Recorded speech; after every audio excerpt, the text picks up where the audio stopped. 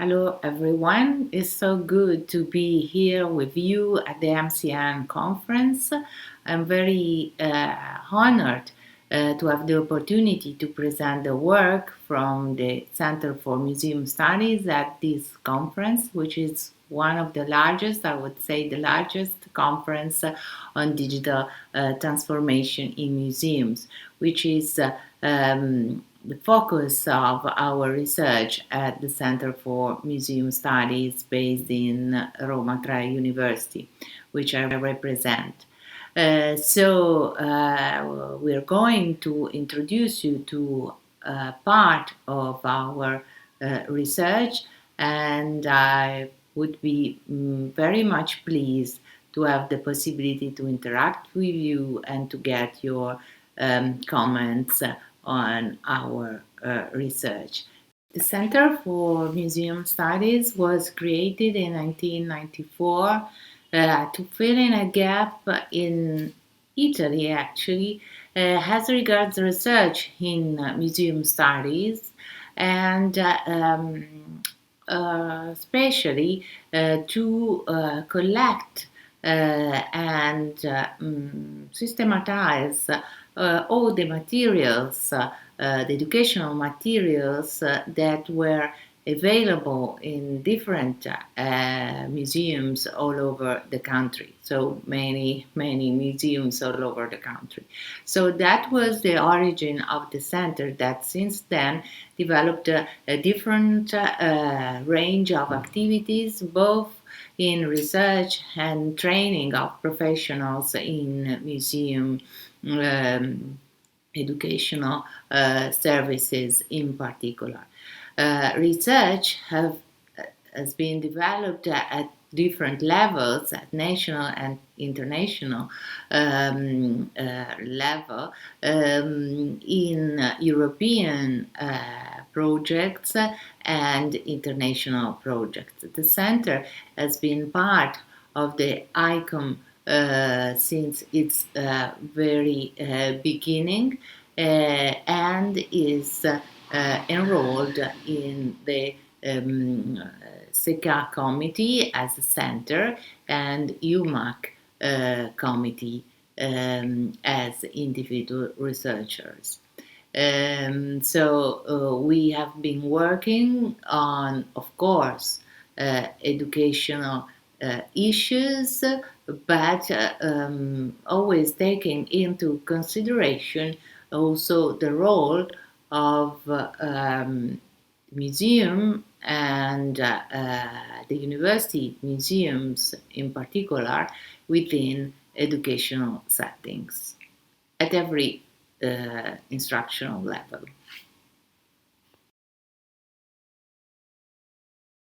COVID-19 pandemic, despite purely health issues, as we mentioned before, has highlighted the role of digital technologies in the life of every single person, inevitably. The cultural sector, museums, theaters, cultural centers, had to face the issue of remote experiences, both for economic reasons and mainly because of the role of culture as an integral and fundamental part of people's lives. Never as before, culture had to convert and adapt its way to communicate and mediate information to a new reality. The digitization of museum collections and the design of cultural digital experiences are not something new.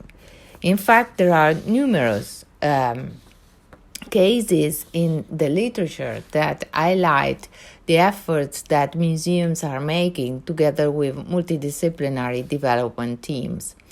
Digital projects offer both solutions within the museum structure, interactive exhibition, AR, VR experience, and remote solutions such as digital catalogs or virtual museums. The potential of virtual reality technologies is manifold. Virtual reality can be used to design museum tours, to make exhibitions interactive. Currently, we can divide museum virtual reality products into two kinds of products: on-site itineraries, exhibitions, and remote digital experiences. These experiences, being able to be accomplished and enjoyed regardless of place and time, offer a totally accessible and inclusive experience. Cultural services that, in a condition of restriction of movement, such as that caused by the COVID-19 pandemic, have proved to be vital for the maintenance of museums around the world, for their keeping alive. All these experiences teach us that imagining a simple transposition of the museum object from physical to digital environment without designing any form of active involvement of the user is methodologically wrong and counterproductive, actually. Thus, innovative digital technologies require a reflection on which teaching and learning practices could be adopted and developed within museum contexts, of course. During the last decades, different pedagogical approaches that combine technology and cultural heritage education have been developed, such as digital object-based learning, visual thinking, digital storytelling, and so on and so forth. All these approaches are characterized by an active involvement and participation of the visitor, of course. It is necessary and it is possible to bridge the gap between physical and virtual fruition, leveraging the elements of storytelling, involvement, interaction, and experience in order to develop fundamental skills in museum visitors, such as critical thinking, of course.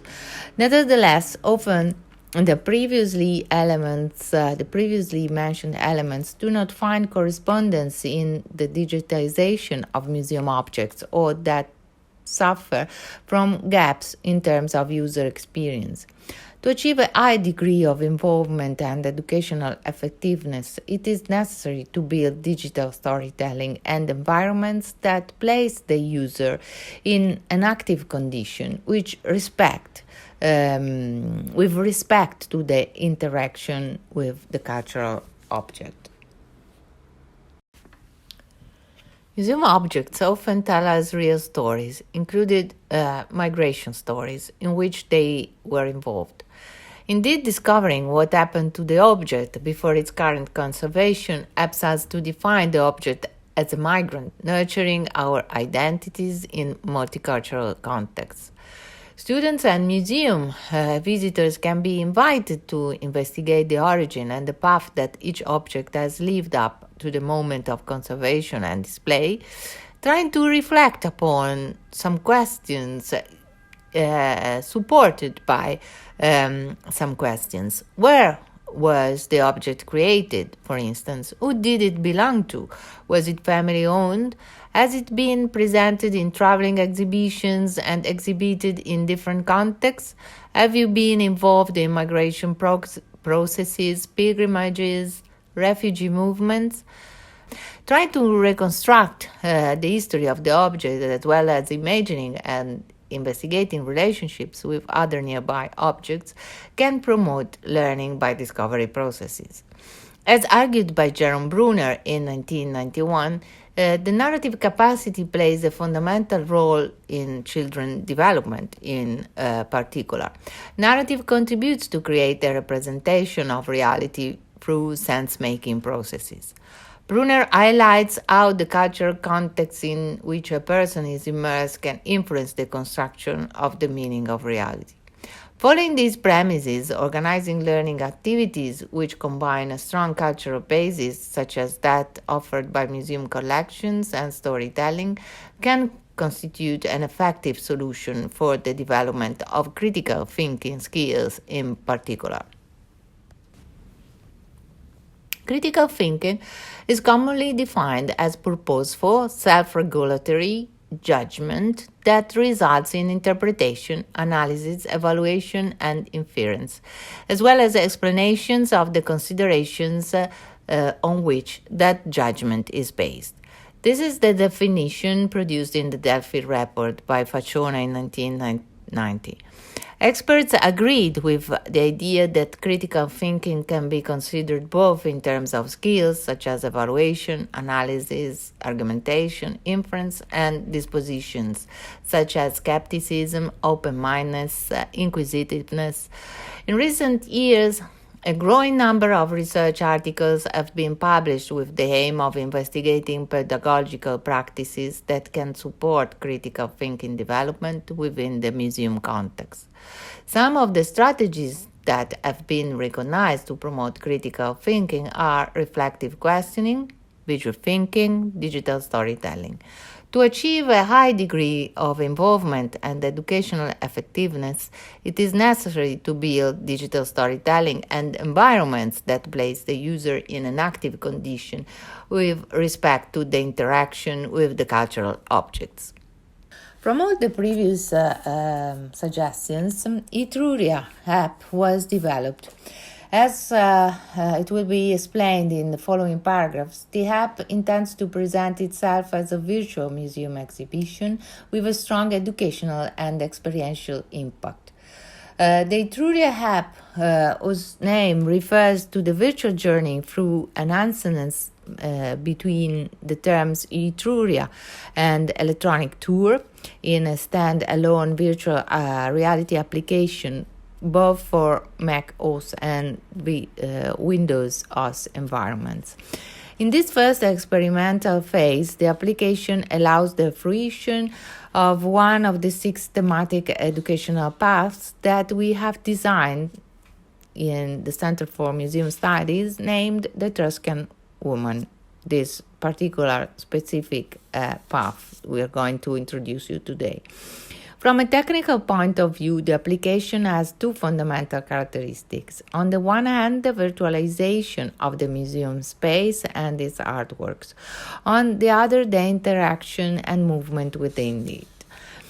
The route includes the exploration of the female figure in the Etruscan age through the use of 5 iconic archaeological objects from the Etruscan Museum of Villa Giulia collection, through Olpe and Bucchero, jewels, and the well-known sarcophagus of the spouses, and an ad hoc storytelling, different ad hoc storytelling have been created, analyzed in their history and contents in terms of decorations and stories, which, starting from the work itself through knowledge of the contents and stimulation in terms of critical capacity.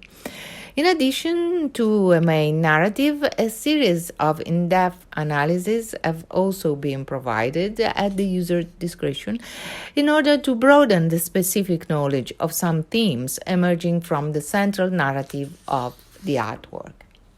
From the point of view of the virtual experience, the user, once the app installation phase is completed, enters into the virtual environment and completes phase 1 of profiling, necessary for the subsequent data analysis phase. A short tutorial on the movements is provided to simplify the experience. Subsequently, the virtual experience begins. The user can move around the virtual space in total freedom. Inside each thematic, the main object of the narration is placed. After the reading phase of the narration, participants are required to express their emotions towards the narrative and answer to questions aimed at activating critical reflection. Once the path is completed, the user can access the last room of the experience.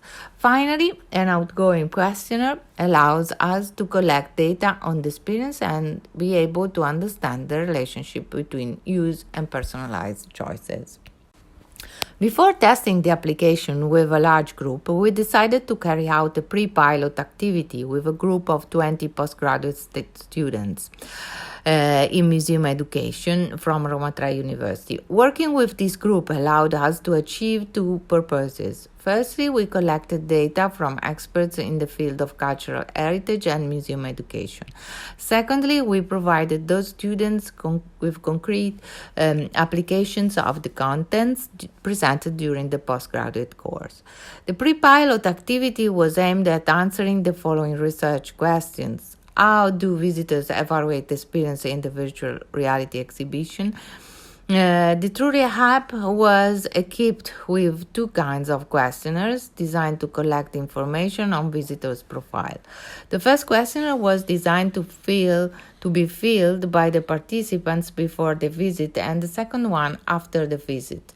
The two questionnaires together were thought to retrieve information on the following dimensions: personal data such as gender, nationality, and prior visits, general artistic preferences, favorite activities, and mood in museums, extroversion, introversion dimensions, preferences for the museum objects and the related contents, preferences for the experience modalities such as 100% virtual, 100% physical, or blended.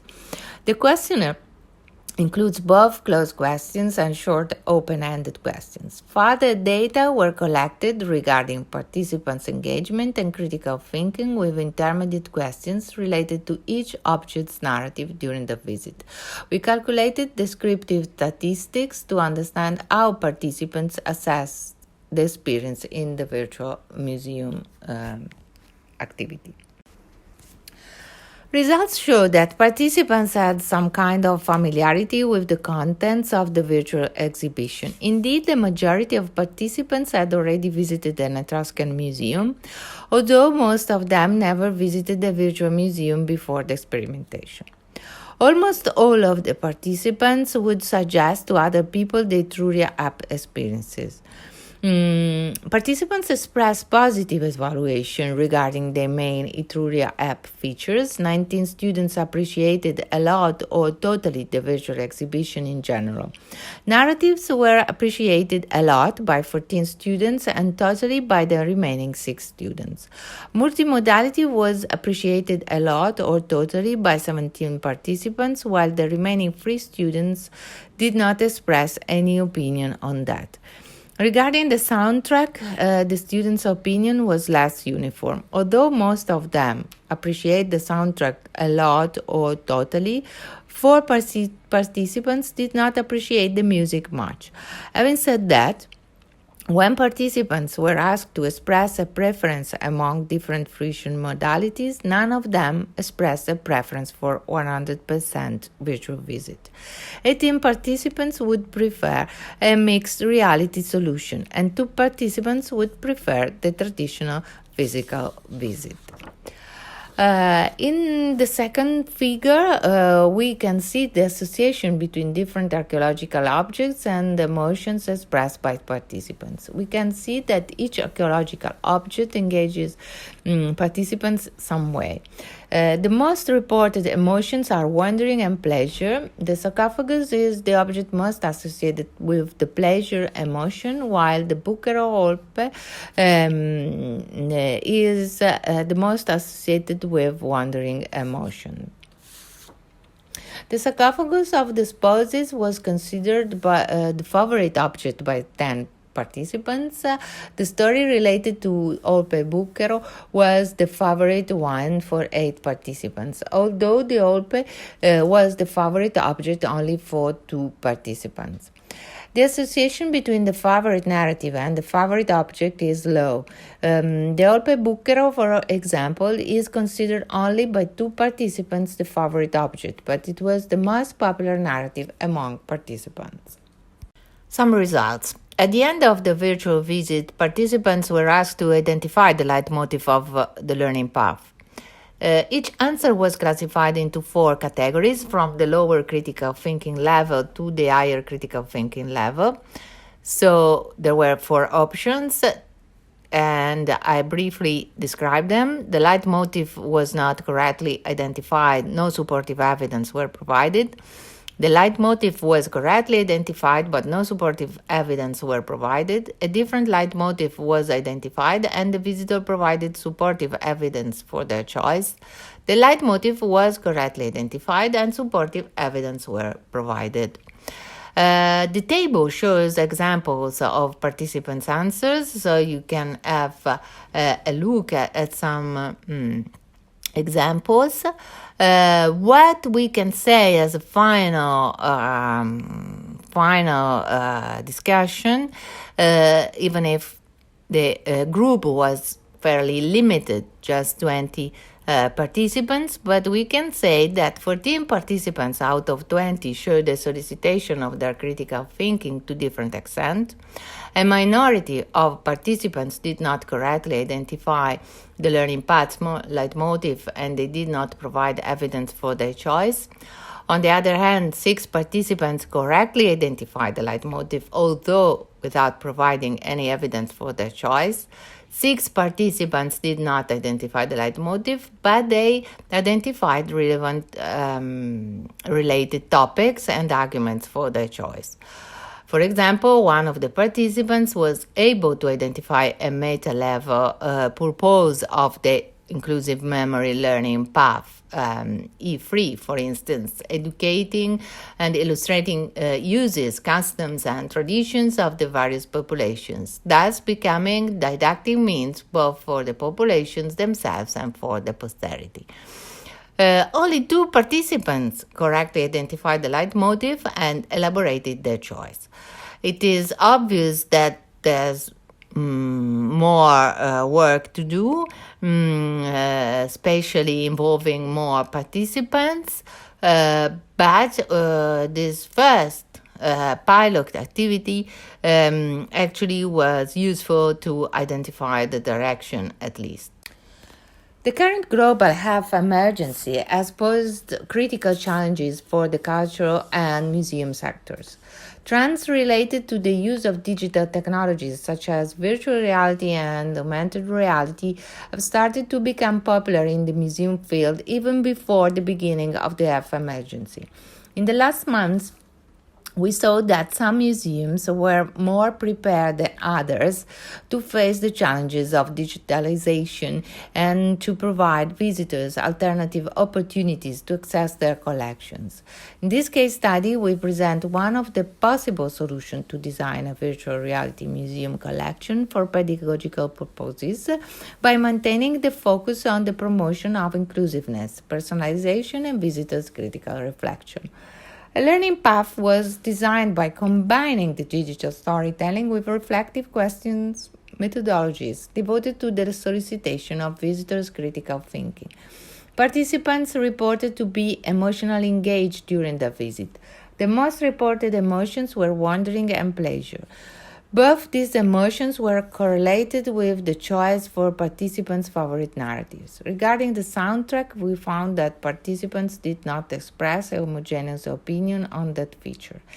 This contrasting opinion could be possible mediated by personal visitors' features such as extroversion and introversion levels. These results are preliminary in nature, but they provide initial methodological and pedagogical insights regarding the design of virtual reality museum exhibition for educational purposes. Compared to the current state of progress, the project clearly have margins for implementation. After this first experimental phase, the collected data will be used to improve the general UX of the product in terms of use, movements, general readability, and educational contents. A greater degree of customization can be offered during the startup phase on the app, type of reading use, light or dark mode, choice of soundtrack or voice controls, while through the necessary changes, it will be possible to convert the app firstly into a stand-alone product available online without the need of installation, and subsequently make the transition from virtual reality use to AR use thus being able to offer an on-site product for the museum and its users. We tested the application with a target of cultural heritage experts, and we do not know which kind of response we would have received from other kinds of targets.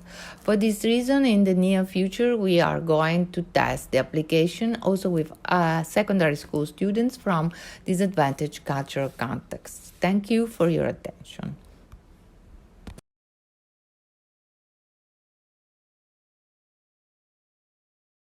Thank you so much for your attention. I hope that the presentation was clear.